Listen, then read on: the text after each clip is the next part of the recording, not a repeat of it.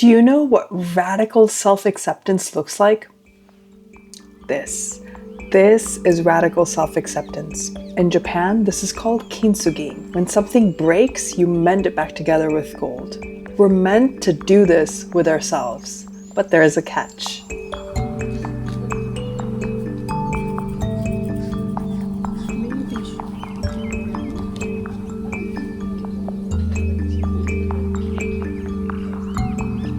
But before we go about kintsugiing ourselves, there is a step 0, and it requires a lot of discomfort, and it requires us the courage to stop escaping our brains and to stop mind numbing and doom scrolling and stop feeding ourselves with all this cheap dopamine that technology gives us today. It requires us to sit with ourselves without any distractions and look within.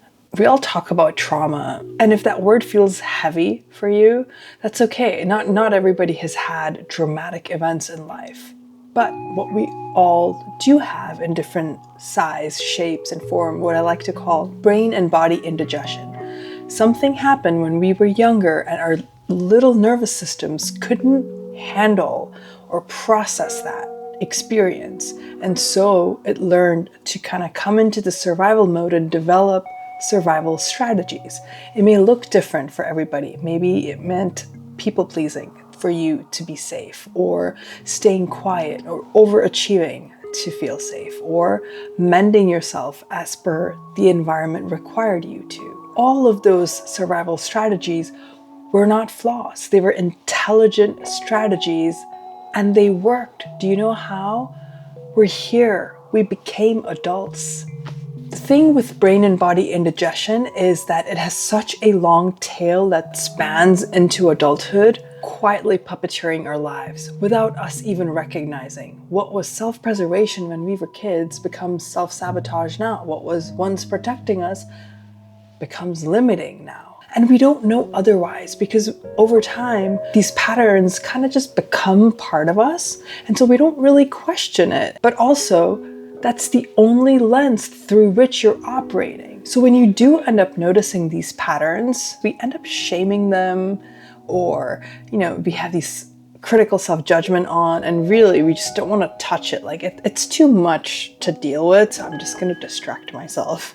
We cannot mend what we refuse to give our focus and our attention to. Having been in sort of step 0 mind-numbing mode for years, one of the things that really just shifted my perspective on this whole kintsugi is this. All these strategies that we developed when we were younger were actually pretty freaking smart. Like, think about it. This little you came up with all these strategies all by yourself, with your little mind. How resilient, how creative of you to come up with all of this. All of a sudden, once you imagine that critical self-judgment drops, and there's this wave of compassion to yourself. And compassion and healing go hand in hand. Without compassion, there is no healing.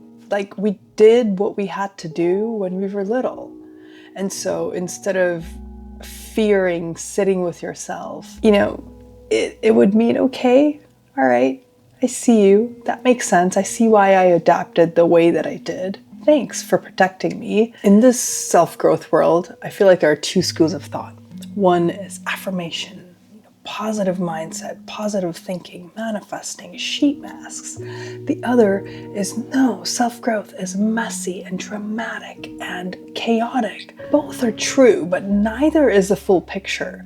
Maybe if we were to simplify this whole process, maybe that simplification meant that we just give light and attention to the shadow and fractured part of ourselves. Maybe it means, okay, I'm just gonna take it out for a walk, or feed it, or bathe it, and give it love, and genuinely just sit with those parts of yourself and recognize and acknowledge, I see you. I see why you did that. I understand it, but I got you now. All of this sounds so woo-woo-y, but really, how bad do we want change? How bad do we want to get out of a rut? And unfortunately, I hate to break this, but we cannot think our way out of healing. We have to feel our way out of it. Believe me, I've tried. Only then does real transformation begin from inside out.